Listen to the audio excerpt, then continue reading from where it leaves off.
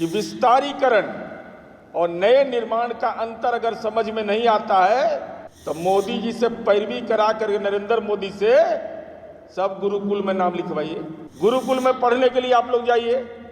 आप लोग को यह समझ में नहीं आ रहा है कि विस्तारीकरण किसको कहते हैं और आप न शिलान्यास कराते हैं न उद्घाटन कराते हैं। इसका मतलब देश के प्रथम नागरिक को आपने राजनीतिक रूप से साजिशन तरीके से अछूत मान करके आपने देश के राष्ट्रपति पद का अपमान किया। नमस्कार, आप देख रहे हैं दर्श न्यूज। मैं हूं दिव्यांशु। 28 मई को प्रधानमंत्री नरेंद्र मोदी नए संसद भवन का उद्घाटन करेंगे। इसको लेकर विपक्षी दल लगातार हमला कर रहे हैं।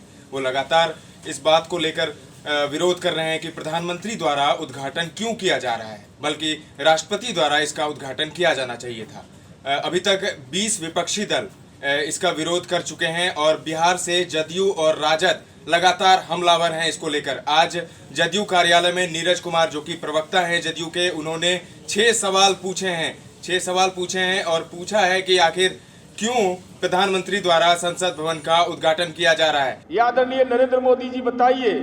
इसलिए मेरा सीधा सवाल है, सवाल नंबर 1, जिस बेकर के डिजाइन को ब्रिटिश हुकूमत के समय रिजेक्ट कर दिया गया था, उसी त्रिकोण के आधार पर आपने क्यों सहमति प्रदान किया?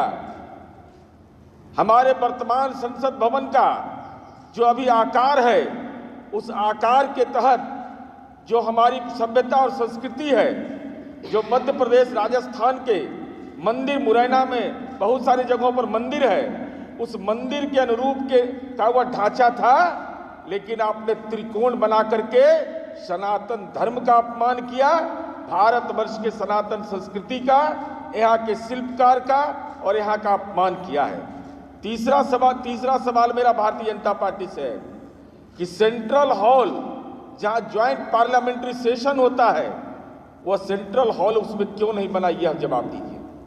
चौथा सवाल मेरा है कि बिमल पटेल में ऐसी कौन सी विशेषता है कि गुजरात में मुख्यमंत्री रहते हुए उसको ठेका आवंटित किया जाता है, दिल्ली जब आप प्रधानमंत्री बनते हैं तब उसको ठेका आवंटित किया जाता है, और जो सनातन धर्म का अपमान करता है, जिस कंपनी को वाराणसी कॉरिडोर का काम दिया गया, जिसने भारत मां का मंदिर तोड़ दिया, जिसने 300 शिवलिंग तोड़ दिया, जो आज लगभग 150 शिवलिंग आज भी लंका थाना में रखा हुआ है, वहां जहां पर बिलपत्र भी नहीं चढ़ रहा है, जहां जलाभिषेक भी नहीं हो रहा है, तो ऐसे में और उसको पद्मश्री आपने दे दिया। तो अगर ये बहुत बड़े शिल्पकार और बहुत अच्छे कंस्ट्रक्शन करने वाले हैं, तो देश के दूसरे राज्यों में इनको निविदा क्यों नहीं मिलता है? आखिर कौन सी विशेषता है?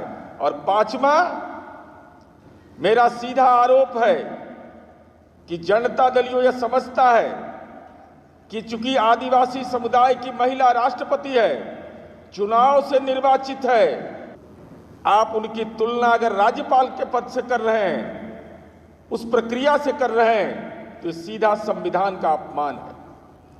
और 6ठा सवाल मेरा है कि विस्तारीकरण और नए निर्माण का अंतर अगर समझ में नहीं आता है तो मोदी जी से पैरवी करा करके नरेंद्र मोदी से सब गुरुकुल में नाम लिखवाइए। गुरुकुल में पढ़ने के लिए आप लोग जाइए। आप लोग को यह समझ में नहीं आ रहा है कि विस्तारीकरण किसको कहते हैं और आप न शिलान्यास कराते हैं न उद्घाटन कराते हैं। इसका मतलब देश के प्रथम नागरिक को आपने राजनीतिक रूप से साजिशन तरीके से अछूत मान करके आपने देश के राष्ट्रपति पद का अपमान किया। सुशील मोदी जी का भी नाम लिखा हुआ है, मोदी जी का भी नाम लिखा हुआ है, तो भाजपा के जो विधायक है वो कान पकड़ेंगे कि नहीं? वहां तो कान पकड़ना पड़ेगा आपको कि विस्तारीकरण के उद्घाटन कार्यक्रम में वो थे।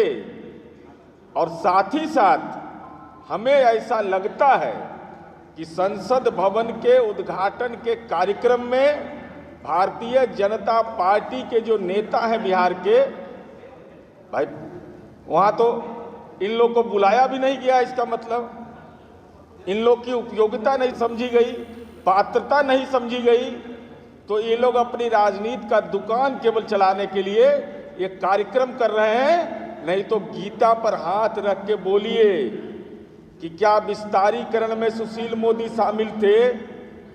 क्या यह सही है कि महामहिम राष्ट्रपति का चुनाव होता है और महामहिम राज्यपाल नॉमिनेट होते हैं? तो गीता पर रख के बोलिएगा ना। आई विमल पटेल से क्या प्यार है? तो भाजपा को कुछ इसमें आता है बिहार में कि नहीं, कि ऊपर ही ऊपर पी जाते हैं पीने वाले? ये जरा बीजेपी बिहार के नेताओं को स्पष्ट करना चाहिए। बिहार, झारखंड और देश दुनिया की तमाम छोटी बड़ी अपडेट्स के लिए आप बने रहें दर्श न्यूज के साथ। अगर अभी तक आपने हमारे चैनल को सब्सक्राइब नहीं किया है तो यूट्यूब पर जाकर सब्सक्राइब करें और खबर आप तक सबसे पहले पहुंचे इसके लिए बेल आइकन दबाना ना भूलें। वहीं हम फेसबुक, ट्विटर और इंस्टाग्राम पर भी हैं, तो वहां पर भी जाकर हमारे पेज को फॉलो करें।